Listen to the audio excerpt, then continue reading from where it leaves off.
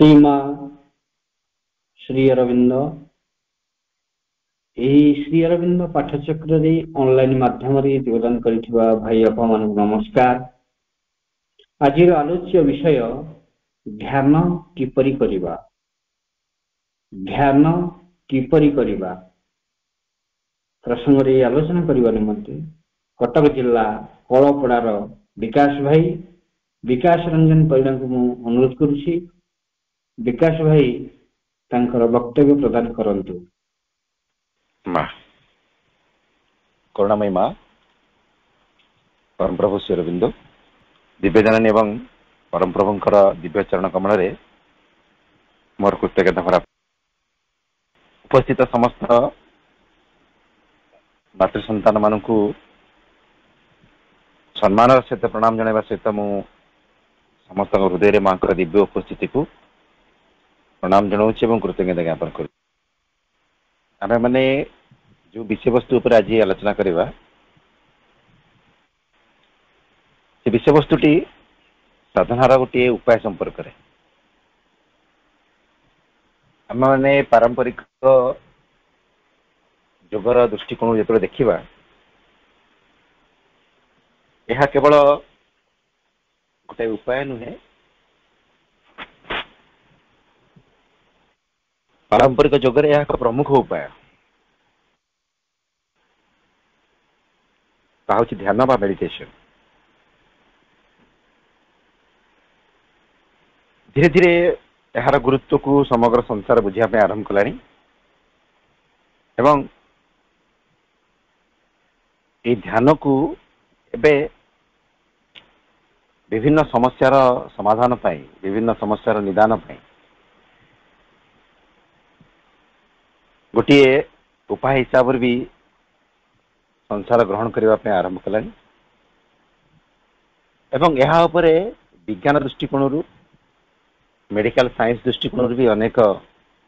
गवेषणा भी आरंभ है। यह निश्चित भाव में भल शुभ सूचना किंतु पूर्ण योगर अभियात्री हिसाब से आम मान को बुझा पड़ो वास्तव में ये ध्यान गुरुत्व कौन यार आवश्यकता कौन एवं यार प्रोसेस यार उपाय कौन आम जो उपाय को अवलंबन करी आम मैंने साधन अग्रगति करा ध्यान को आधार करी आम मैंने केते दूर निजर अग्रगतिर पथरे ध्यान सहायता नहीं पार आम से दृष्टि आम कथा टी बुझा आम मैंने गोटे जिनस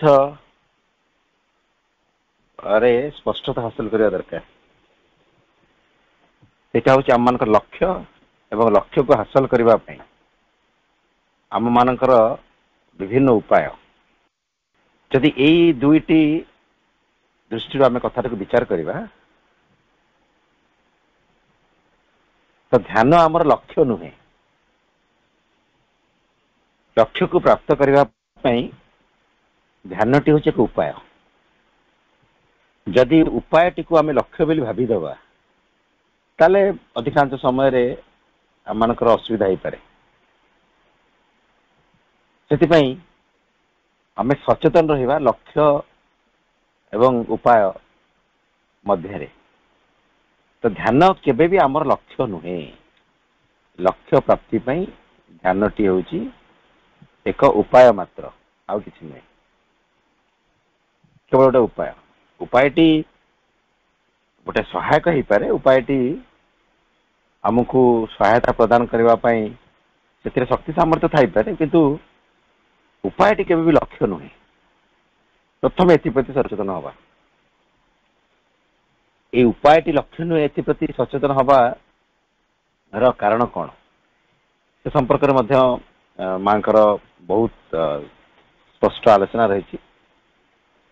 अनेक समय आप भाई मान को मु गोटे पुस्तक पढ़ाई सजेस्ट करे पूज्य एमपी पंडित गोटे क्षुद्र पुस्तिका पिटफॉल्स इन साधना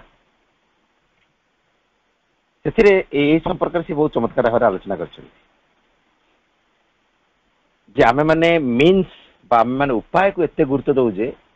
लक्ष्य उपाय सामने गौण हो जाए किंतु साधना पथर अग्रगति पाई आमको ठीक विपरीत कथाटी ऊपर गुरुत्व देवा पड़ो जे लक्ष्य मुख्य उपायटी कौन तेबे आमे प्रथमे अनुभव करने चेष्टा करवा जे लक्ष्य आमर कौन आम लक्ष्य हूँ रूपांतरित मन प्राण शरीर भगवत प्राप्ति यहाँ हूँ लक्ष्य जो लक्ष्य उपर आम मान सब फोकस रहा पड़ो तो से लक्ष्यटी को प्राप्त करने अनेक उपाय अच्छी जप से भर गोटे उपाय ध्यान से भर गोटे उपाय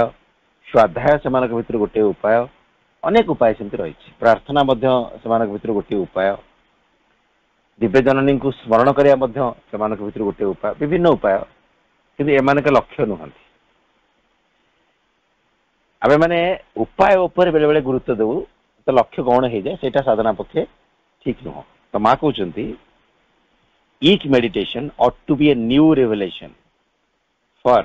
in each meditation something new happens प्रत्येक ध्यान गोटे नुआ परिप्रकाश हवा उचित कारण प्रत्येक ध्यान रे किछि किछि नुआ घटे तामाने आमे जतले ध्यान प्रोसेस मध्य प्रवेश करवा आमे जानिथिया दरकार जे आज ध्यान माध्यम रे चेतनार गोटे नूतन एवं ऊर्ध्वतम पावच्छ को मु स्पर्श करने जाऊँगी मो भितर चेतना आज आहरी भल भाव उन्मिलित हवा जाऊँगी यही पर्पस आम थी दरकार जे मोर उच्चतम सर्वोत्तम लक्ष्य प्राप्त करने मत पावच्छ पर पावच चढ़ार अच्छी आज ध्यान माध्यम मु किछि पावच्छ चढ़ी तो मु केते समय ध्यान करुच्ची ध्यान मध्य मोर कौन अनुभूति होउची ताहा पर गुरुत्व न दे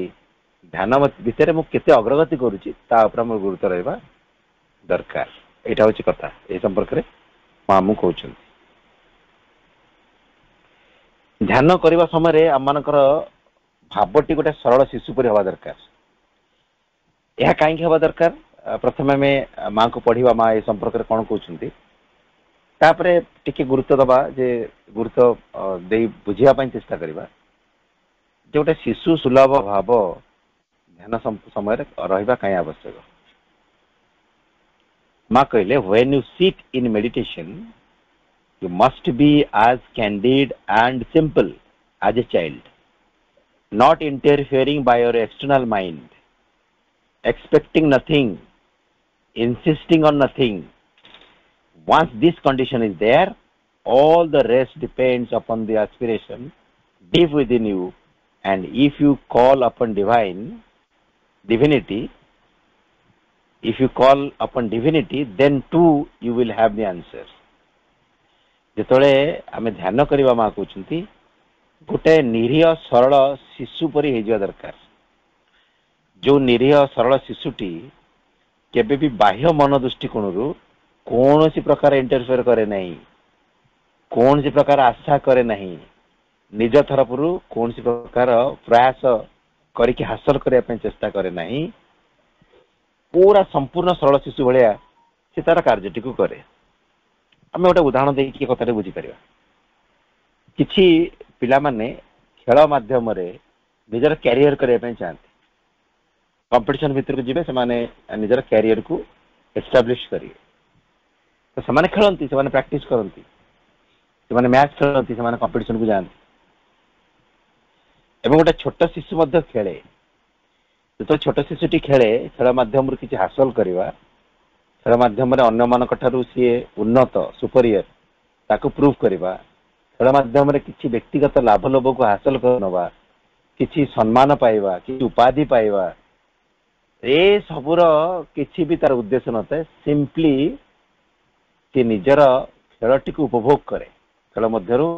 आनंद हासिल करे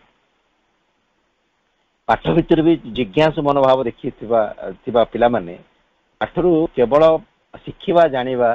एवं पाठ मध्य आनंद पाइबार प्रोसेस भितर था यही भावटी क्यों कह जाउची जे candid and simple as a child किसी नहीं खेलटा को से एंजॉय करते खेल भितर अन्य पाखे निजर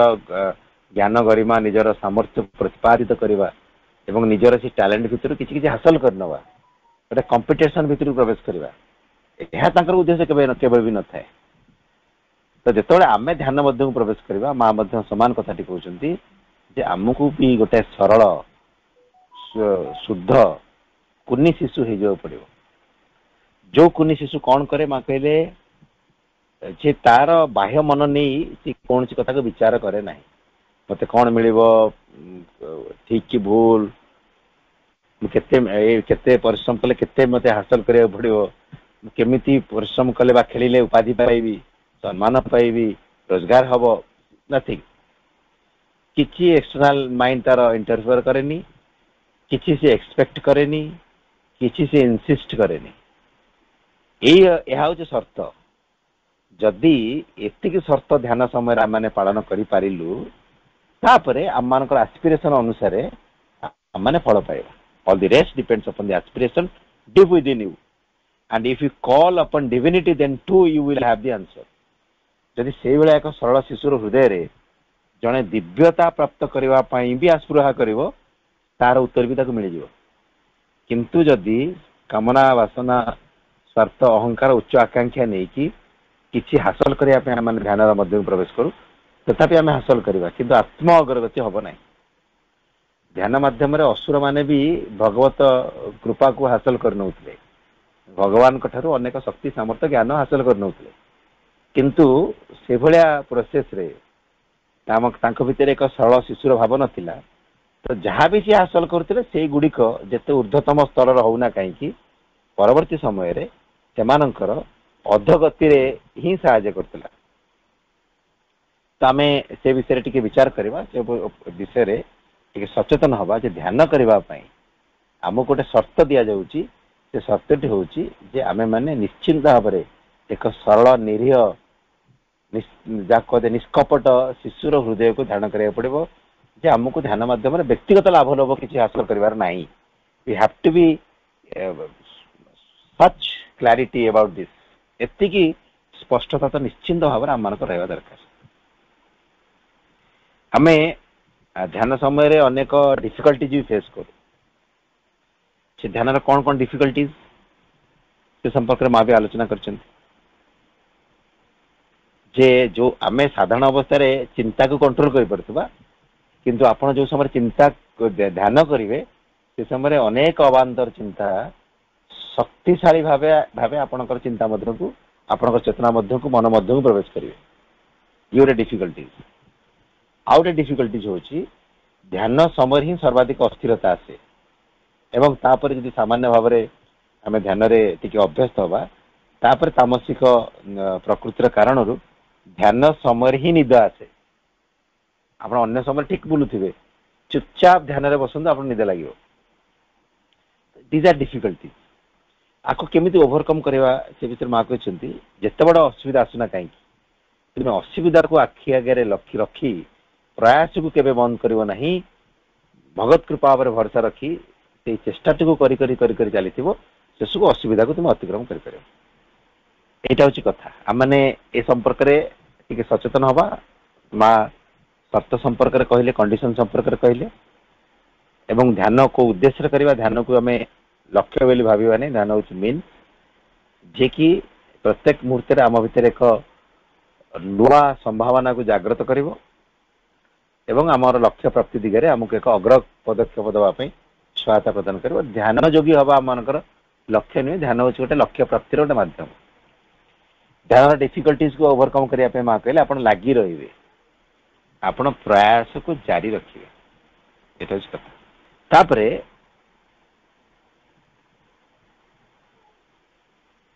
आमे बुझापी चेष्टा करवा जे ध्यान कौन कौन सब केन्द्र रही। ध्यान विशेष भाव में दुईटी केन्द्र उपरे गुरुत्व दि जाइए। अवश्य बहुत चमत्कार व्याख्या ट्रेडिशनल जोगरे संपर्क रही। ध्यान केन्द्र मान संपर्क में बहुत केन्द्र मान एकाग्र हबार सजेशन दि जाइए। जो मुख्य दुईटी केन्द्र जहाँ उपरे एकाग्र हवा उपरे सर्वाधिक जोर दि जाइए ता हूँ आम मानकर दुई भ्रूलता मध्य एवं अन्यटी हूँ मस्तक ऊर्ध्वे। यह दुईटी ଧ୍ୟାନର କେନ୍ଦ୍ର ପରେ ପରେ ଆଉ ଏକ ଧ୍ୟାନ କେନ୍ଦ୍ର ଉପରେ ମଧ୍ୟ ଗୁରୁତ୍ୱ ଦିଆଯାଇଛି, ତାହା ହେଉଛି ହୃଦ କେନ୍ଦ୍ର। ହୃଦ କେନ୍ଦ୍ର ମସ୍ତକ ଉର୍ଦ୍ଧ୍ୱରେ ହେଉଛି ଆମମାନଙ୍କର ଆତ୍ମାର ସ୍ଥିତି, ଦୁଇ ଭ୍ରୂଲତା ମଧ୍ୟରେ ହେଉଛି ଆମମାନଙ୍କର ମାନସିକ ବା ଆମର ମେଣ୍ଟାଲ କନସିୟସନେସ ର ସ୍ଥିତି, ଏବଂ ହୃଦ କେନ୍ଦ୍ର ହେଉଛି ସାଇକିକ ସେଣ୍ଟର। ପୂର୍ଣ୍ଣଯୋଗର ଧାରା ହିସାବରେ ଯଦି ଆମେ ଦେଖିବା, ମା କହୁଛନ୍ତି ଯେ ଯାହା ସହଜ ସେଥିରୁ ସେ ଆରମ୍ଭ କରିପାରେ, କିନ୍ତୁ ବାସ୍ତବରେ ଯାହା ଆମକୁ କରିବା ଆବଶ୍ୟକ ତାହା ହେଉଛି ଆମମାନେ ହୃଦ କେନ୍ଦ୍ରରେ ଏକାଗ୍ର ହେବା। ପ୍ରାଥମିକ ଅବସ୍ଥାରେ ଆମକୁ ଅଭ୍ୟାସ ବେଳେ ବେଳେ ଜଣ ଜଣଙ୍କର ନଥାଏ, ଜଣ ଜଣଙ୍କର କିଛି କିଛି ସହଜ ବିନ୍ଦୁ ଥାଏ ଯାହା ଉପରେ ସେମାନେ ସହଜରେ ଏକାଗ୍ର ହେଇଯାନ୍ତି। ଯେମିତି କିଛି କିଛି ବ୍ୟକ୍ତି ଭ୍ରୂଲତାର ମଧ୍ୟ ଭାଗରେ ସହଜରେ ଏକାଗ୍ର ହେଇଯାନ୍ତି, କିଛି କିଛି ବ୍ୟକ୍ତି ହୃଦ କେନ୍ଦ୍ରରେ ସହଜରେ ଏକାଗ୍ର ହେଇଯାନ୍ତି।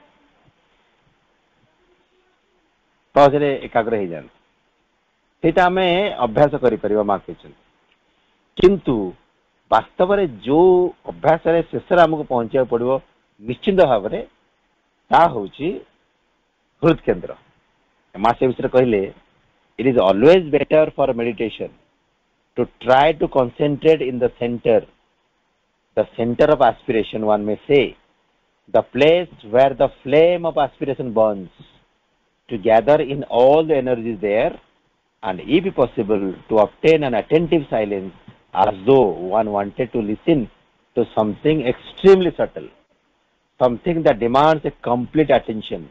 a complete concentration, or total silence, and then not to move at all, not to think, not to stir, not make the movement of opening so as to receive all that can be received. এটা হচ্ছে process মা କହିଲେ। ହୃଦ କେନ୍ଦ୍ରରେ ଆମକୁ ଏକାଗ୍ର ହେବାକୁ ପଡିବ, ଗଭୀରତାର ସହିତ ଏକାଗ୍ର ହେବାକୁ ପଡିବ, କାରଣ ହୃଦ କେନ୍ଦ୍ର ହେଉଛି ଆମମାନଙ୍କର ଆସ୍ପୃହାର କେନ୍ଦ୍ର। ଆସ୍ପୃହାଟି ଅନ୍ତରାତ୍ମାରୁ ଉଠେ, ତ ଏହା ହେଉଛି ଅନ୍ତରାତ୍ମାଙ୍କର କେନ୍ଦ୍ର ବା ଆସ୍ପୃହାର କେନ୍ଦ୍ର। ଯୋଉ ଜାଗାରେ ଆମମାନଙ୍କର ଆସ୍ପୃହାର ବହ୍ନିଟି ଜଳୁଛି, ଯୋଉ ଜାଗାରେ ଆସ୍ପୃହାର ବହ୍ନିଟି ଜଳୁଛି, ଆମମାନଙ୍କର ଶକ୍ତିର ସମସ୍ତ ସୂତାକ୍ଷୟକୁ ଆମେ ତାରି ଉପରେ ଏକାଗ୍ର କରିବା ଆବଶ୍ୟକ। ଯଦି ସମ୍ଭବ ହୁଏ ମା କହୁଛନ୍ତି, ସେଇ ସମୟରେ ତୁମେ ମାନେ ଚେଷ୍ଟା କରିବ ଯଥା ସମ୍ଭବ ନୀରବ ରହିବା ପାଇଁ। କାହିଁକି ଆମେ ନୀରବ ରହିବା? କାରଣ ଆତ୍ମା ବା ଅନ୍ତରାତ୍ମାଙ୍କର ଯୋଉ ଅବସ୍ଥା ଅଛି ବା ଯୋଉ ଆସ୍ପିରେସନ ର ସେଣ୍ଟର ବୋଲି ଆମେ କହୁଛୁ, ଭଗବାନଙ୍କର କମାଣ୍ଡ ସେଠୁ ଆସେ, ଏବଂ ସେ କମାଣ୍ଡଟି ବହୁତ କ୍ଷୀଣ ସ୍ୱରରେ ଆସେ, ପୁରା ସଟଲ ସାଉଣ୍ଡରେ ଆସେ। ଏତେ ସେ ବିନମ୍ର, ଏତେ ସରଳ, ଏତେ ନୀରବତାର ତାହା ଧ୍ୱନି ଯେ ଆମକୁ ସମ୍ପୂର୍ଣ୍ଣ ନୀରବ ହେବାକୁ ପଡିବ ତାକୁ ଶୁଣିବା ପାଇଁ। ଯୋଉ ଧ୍ୱନିକୁ ଶୁଣିବା ପାଇଁ, ଯାହାର ଶବ୍ଦକୁ ଶୁଣିବା ପାଇଁ ଆମମାନଙ୍କର କମ୍ପ୍ଲିଟ ଆଟେନସନ ଆବଶ୍ୟକ, କମ୍ପ୍ଲିଟ କନସେନ୍ଟ୍ରେସନ ଆବଶ୍ୟକ, ଟୋଟାଲ ସାଇଲେନ୍ସ ଆବଶ୍ୟକ। ସମ୍ପୂର୍ଣ୍ଣ ଭାବରେ ପୁରା ନିମଗ୍ନ ହେବାକୁ ପଡିବ, ସମ୍ପୂର୍ଣ୍ଣ ଭାବରେ ଆମକୁ ଏକାଗ୍ର ହେବାକୁ ପଡିବ, ସମ୍ପୂର୍ଣ୍ଣ ଭାବରେ ଆମକୁ ନୀରବ ହେବାକୁ ପଡିବ। ଏବଂ ତା ସ୍ଥାନରେ ପୁଣି ମା କଣ କହୁଛନ୍ତି, ଧୀରେ ଧୀରେ ଚେଷ୍ଟା କରିବ କୌଣସି ପ୍ରକାର ମୁଭମେଣ୍ଟ ଯେମିତି ତୁମ ଭିତରେ ନ ରହେ, ନା ଫିଜିକାଲ ମୁଭମେଣ୍ଟ, ନା ମେଣ୍ଟାଲ ମୁଭମେଣ୍ଟ, ନା ଭାଇଟାଲ ଇମୋସନାଲ ମୁଭମେଣ୍ଟ, ନଥିଙ୍ଗ। ପୁରା କ୍ୱାଇଟ ଆମେ ହବା, ନା ଆମ ଶରୀର ହଲୁଥିବ, ନା ମନ ମଧ୍ୟରେ କୌଣସି ଚିନ୍ତା ଥିବ, ନା ପ୍ରାଣ ମଧ୍ୟରେ କୌଣସି ପ୍ରକାର ଭାବର ମାନେ ଦୋଳନ ଥିବ, ଆନ୍ଦୋଳନ ଥିବ, ପୁରା ନୀରବ, ସମ୍ପୂର୍ଣ୍ଣ ଭାବରେ ସମଗ୍ର ସତ୍ତା ଦୃଷ୍ଟିକୋଣରୁ ଆମେ ନୀରବ ରହିବା। ଚିନ୍ତାକୁ ନିୟନ୍ତ୍ରଣ ରଖିବା, ନଟ୍ ଟୁ ଥିଙ୍କ ବୋଲି ମା କହିଲେ, ନଟ୍ ଟୁ ଷ୍ଟର, ଟିକେ ବି ବିଚଳିତ ହବା ନାହିଁ, and make that movement of opening so as to receive all that can be received. ନିଜକୁ ଉନ୍ମୁକ୍ତ ରଖିବା ଭଗବତ କୃପା ଦିଗରେ, ଏପରିକି ଆମେ ମାନେ ପ୍ରସ୍ତୁତ ଅଛୁ ଆଜି ଆମକୁ ଯାହା ମିଳିବ ସବୁ କିଛିକୁ ଯେମିତି ଆମେ ଗ୍ରହଣ କରିନେବା। ଏଇଟା ହେଉଛି ପ୍ରୋସେସ। ଆମକୁ ନୀରବ ରହିବାକୁ ପଡିବ। ଯଦି ଆମେ ଏଥିରେ ସଫଳ ହେଲୁ ମା କହିଲେ, if one succeed in this, then when everything is over, when one comes out of meditation, sometime later, usually not immediately from within, a being something new emerges in the consciousness, a new understanding,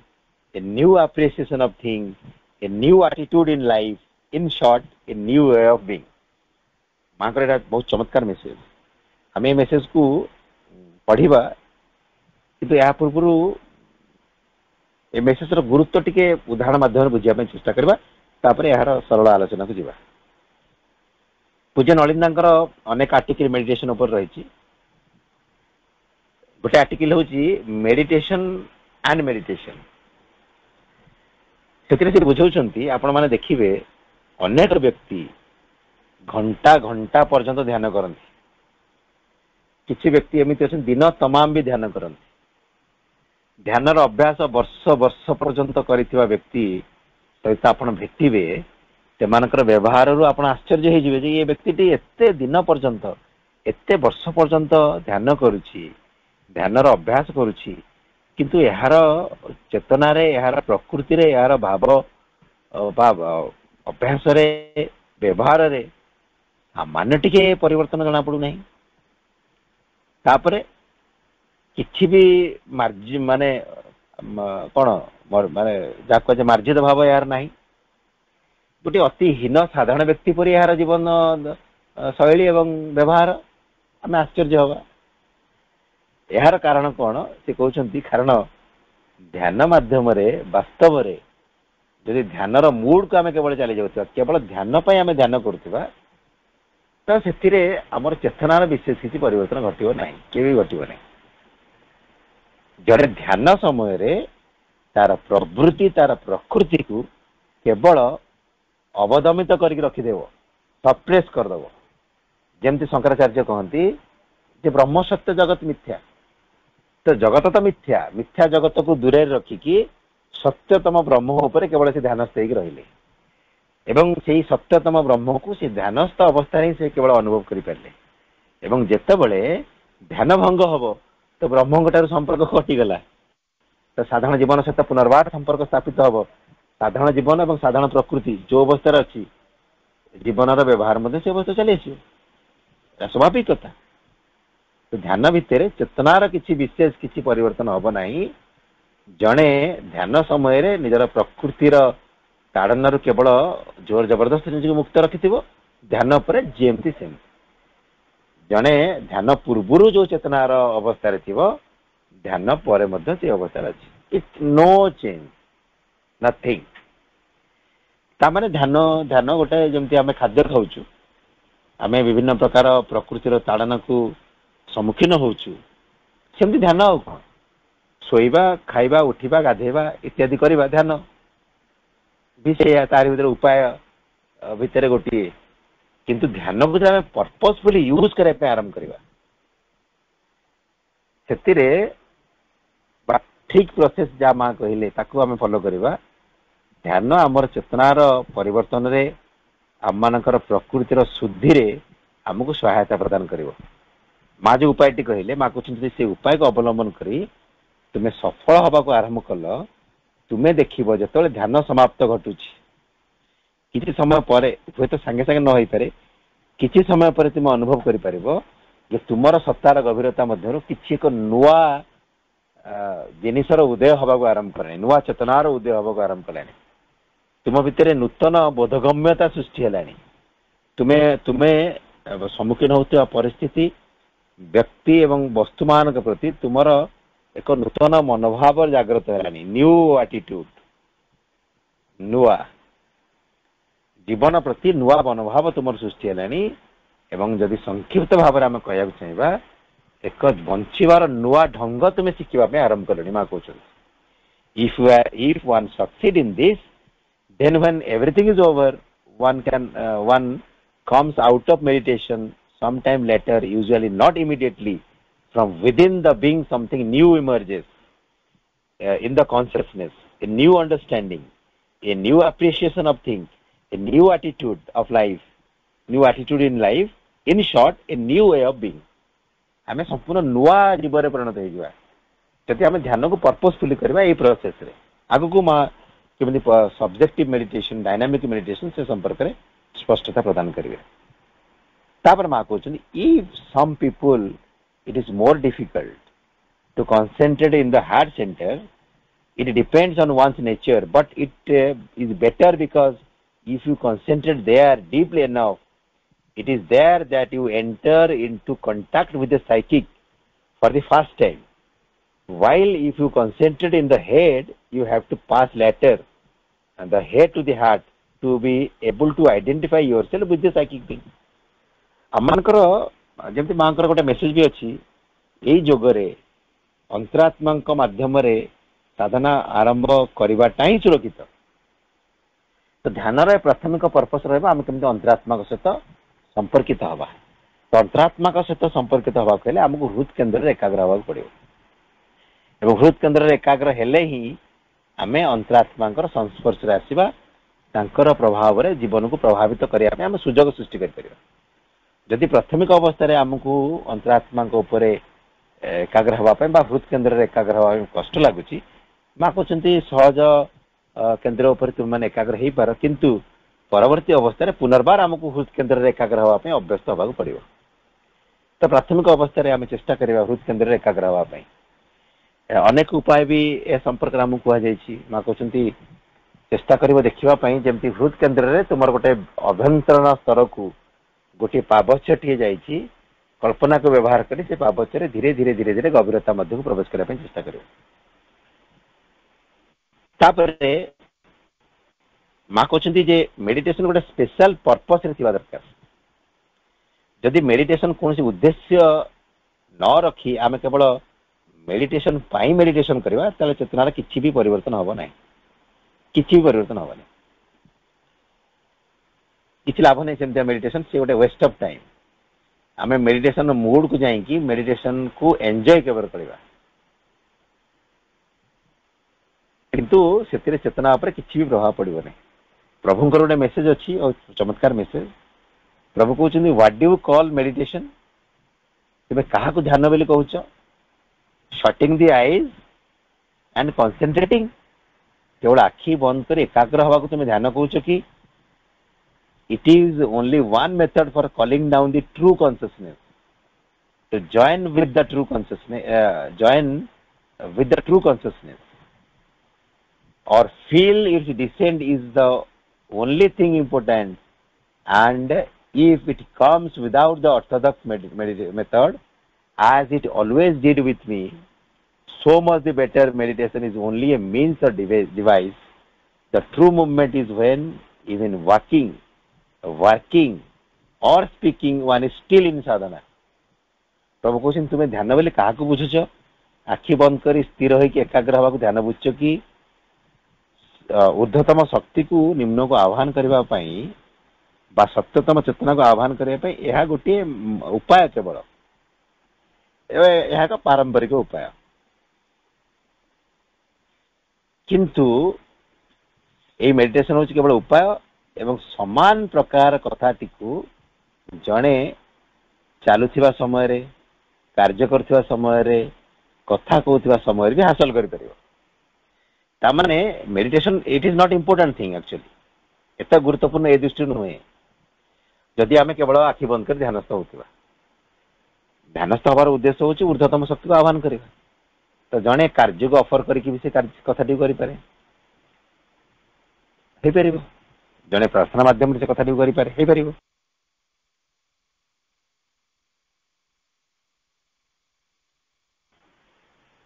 तो यहाँ गोटे निहाती अनिवार्य उपाय नुहे आम ए कथाटी को सचेतन हवा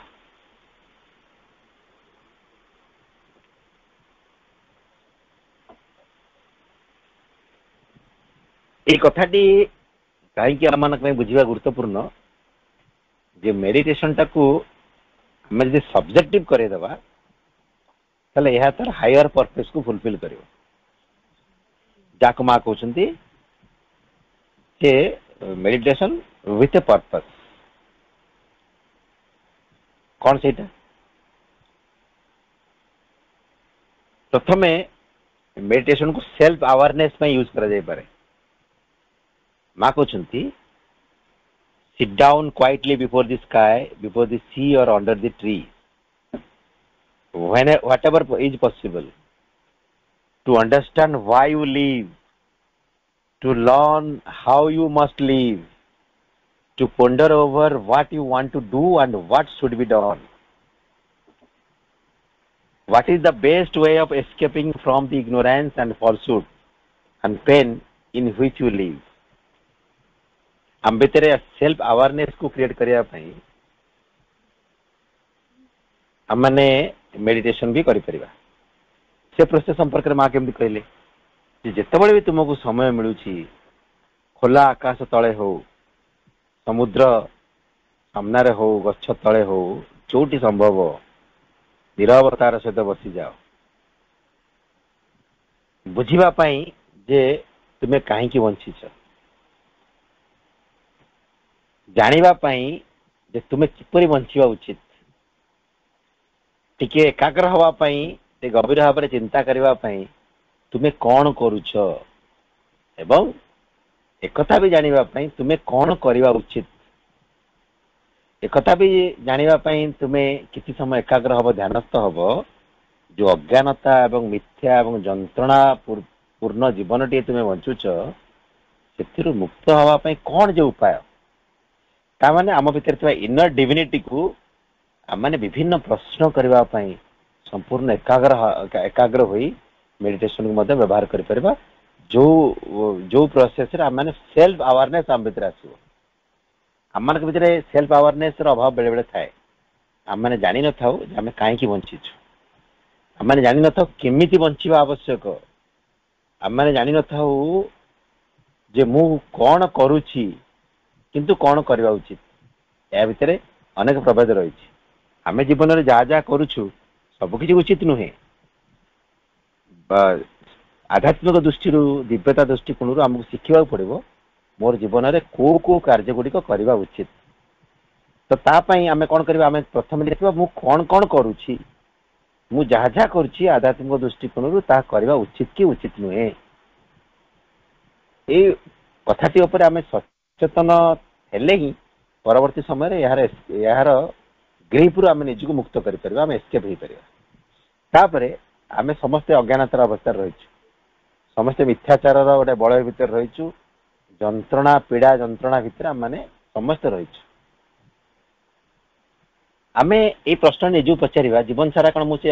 इग्नोरान्स फॉल्सहुड ऑफ पेन भितर गोटे प्रकार मेकानिकल लाइफ बंचुथी अज्ञानता मिथ्याचार और जंत्रणा भितर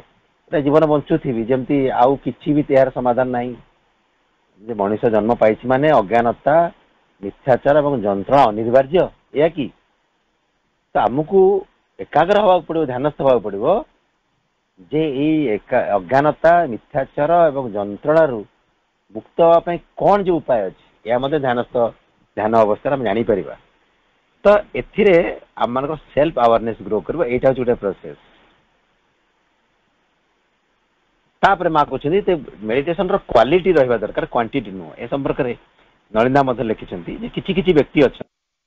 से ध्यान कर एक अद्भुत सामर्थ्य रही असंभव प्रकार सामर्थ्य से घंटा घंटा दिन पर दिन ध्यान करें यहाँ आम कहीपर quantity in meditation meditation quantity से प्रबल अच्छी किंतु साधना क्वांटिटी नो क्वालिटी आवश्यकता रही तो इवनिंग टॉक रे गोटे चमत्कार डिस्कशन भी अच्छी जड़े साधक प्रभु को जाकि इनफॉर्म करुँचे जे जड़े बहुत महान साधक जड़े से बहुत बहुत समय से ध्यानस्थ हो पार लंबा लंबा समय पर्यंत से ध्यानस्थ हो पार तो प्रभु कहते ठीक अच्छी किंतु से ध्यान भगवान को ऊपर नुहे तांकर परिवार रे छाड़ी आसथिबा निजर पत्नी को ऊपर होउचंती but the quantity of meditation is not a sign of progress आमे चुपचाप बसिकी केवल बाच्य कथा गुड़िक भाविबा पद्मासन बसिकी अंटा को सीधा करिकी इज इट मेडिटेशन घंटा घंटा बसिले सेमिति किछि लाभ नहीं मेडिटेशन रे क्वालिटी नुह क्वांटिटी नुह क्वालिटी रहबा दरकार तो आमे हमर मेडिटेशन रे क्वालिटी केमि डेवलप करबा मांकर मेसेज से संपर्क रे I think the most important thing is to know why one meditates. That is what gives the quality of the meditation and makes it of one order or another. You may meditate to open yourself to the divine force. You may meditate to reject the ordinary consciousness. You may meditate to enter the depth of your being. You may meditate to learn how to give yourself integrally.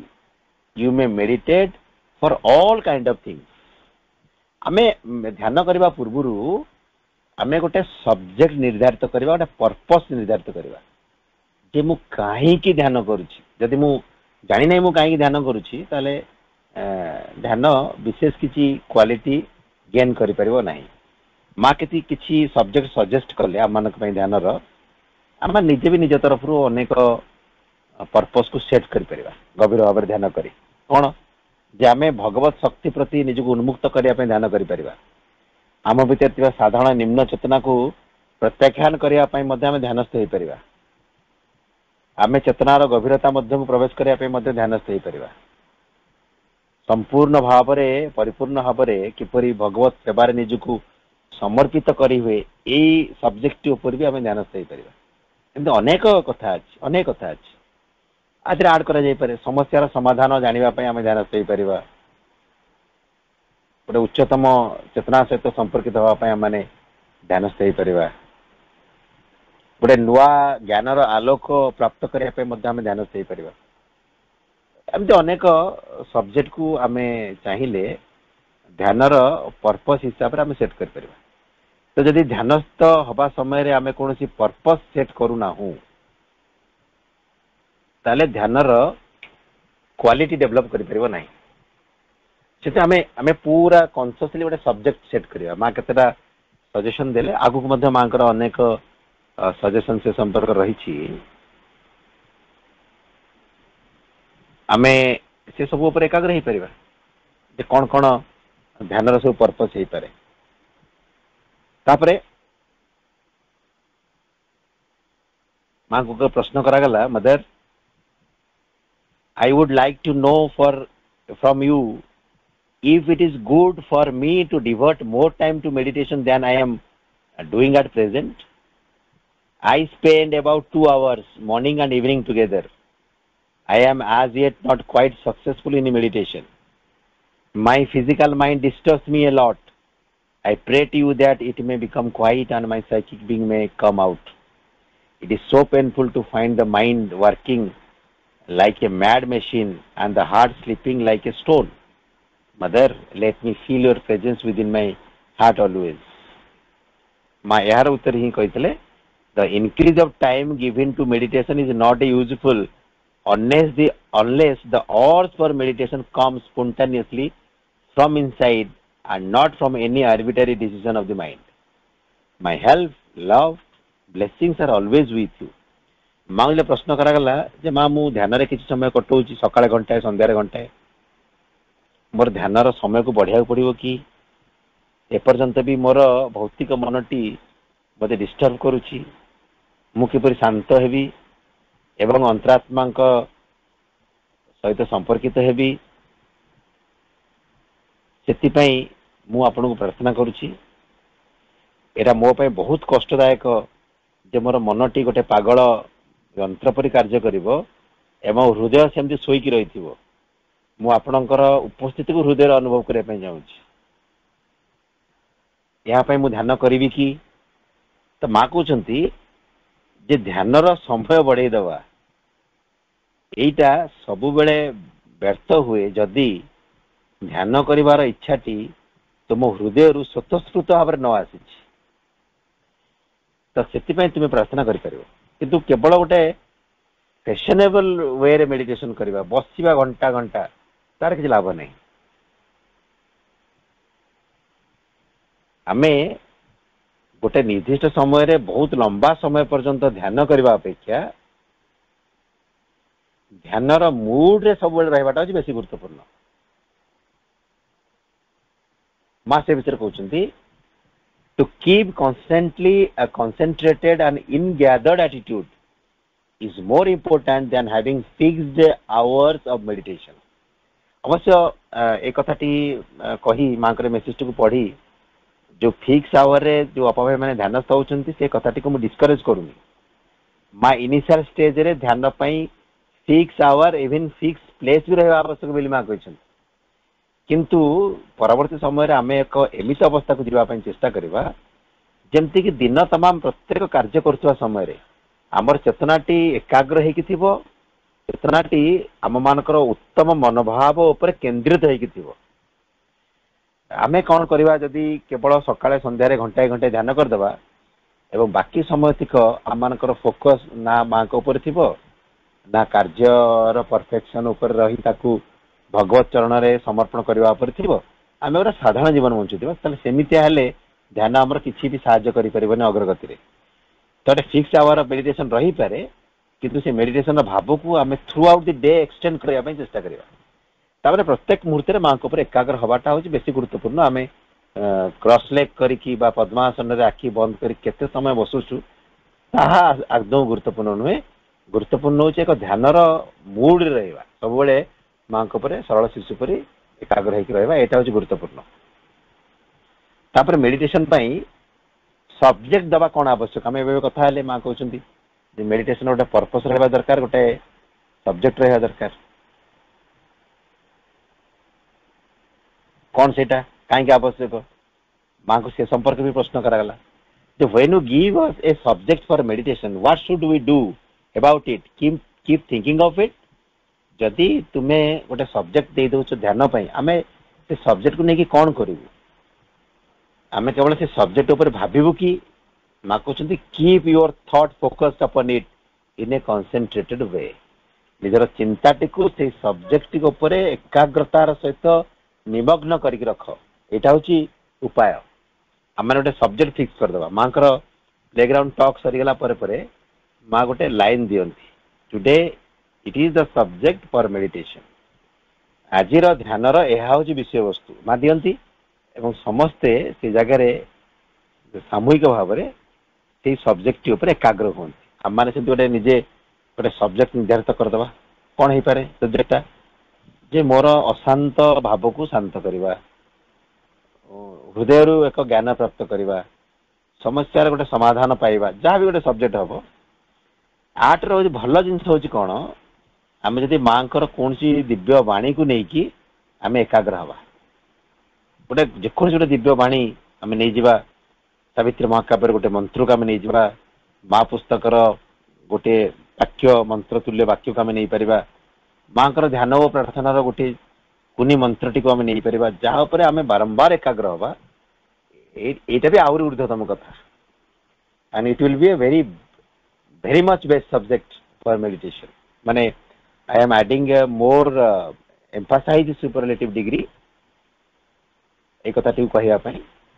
जे एटा हो चमत्कार एक उपाय यदि माँ किसी बाणी मान को ऊपर आम एकाग्र हवा प्रभु किसी बाणी ऊपर आम एकाग्र हवा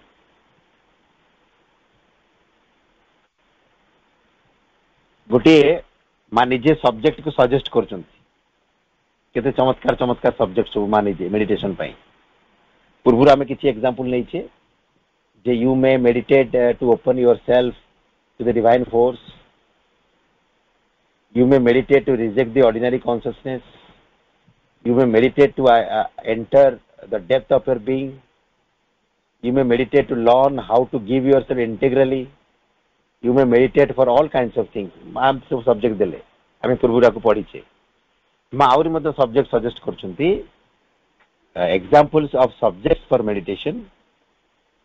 गोटे माँ कहले new birth to a new consciousness the psychic consciousness नूतन जन्म नवजन्म नूतन चेतनार नवजन्म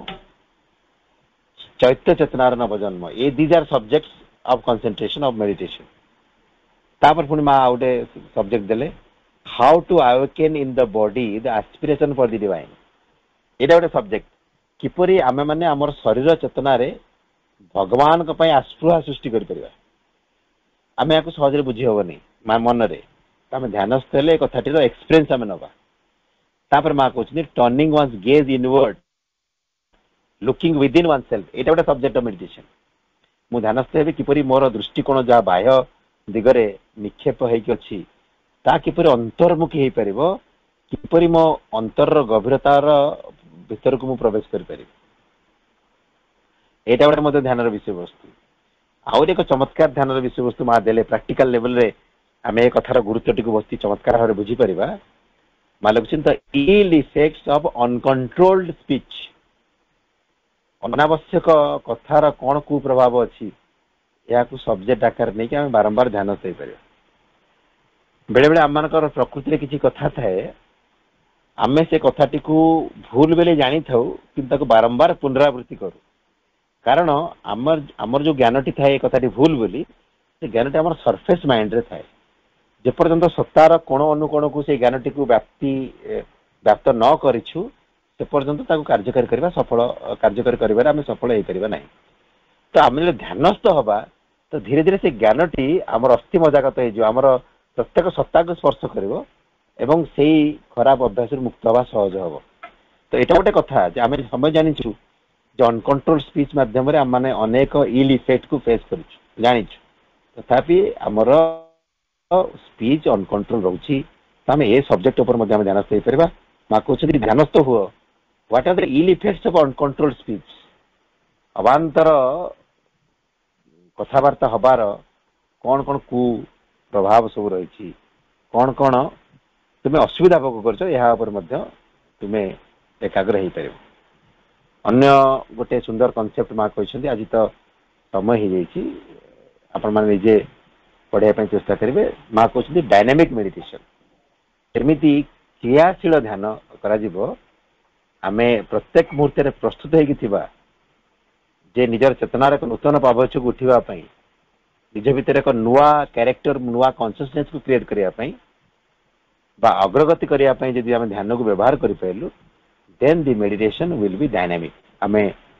এই କଥାଟିକୁ ସାମାନ୍ୟ ଭାବରେ ମୁଁ କହିଲି ସମୟର ଅଭାବରୁ, କେବେ ସୁଯୋଗ ମିଳିଲେ ଆମେ ଡାଇନାମିକ୍ ମେଡିଟେସନ୍ ଉପରେ ସ୍ୱତନ୍ତ୍ର ଭାବରେ ଫୋକସ୍ କରିବା।